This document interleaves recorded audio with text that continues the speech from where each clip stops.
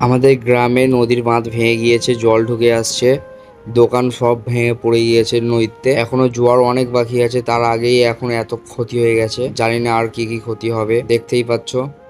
এদিকে দোকান পুরো ভেঙে নদীতে পড়ে গেছে, জল ঢুকে আসছে, জেটিও পুরো ভেঙে পড়ে গিয়েছে, নূরপুর ফেরিও পুরো জলে ডুবে গিয়েছে। কিছুটা আর ভরসা আছে, এখনো জল যদি বেশি বাড়ে পুরো গ্রামের মধ্যে বান এসে যাবে। জলটা পুরো দেখতেই পাচ্ছ, পুরো বাঁধ ভেঙে ঢুকে গিয়েছে অলরেডি। আরো যদি বেশি একটু পানি বাড়ে পুরো গ্রামে বান এসে যাবে। এটা নূরপুর ফেরিঘাটের অবস্থা। পুলিশ এবং অন্যান্য নেতারাও এসেছে, সবাই দেখে যাচ্ছে কি করা যায়। অনেকটাই চেষ্টা করছে গ্রামের লোকেরা খুবই চেষ্টা করছে এটাকে আটকানোর, কিন্তু মনে হচ্ছে না আটকাতে পারবে।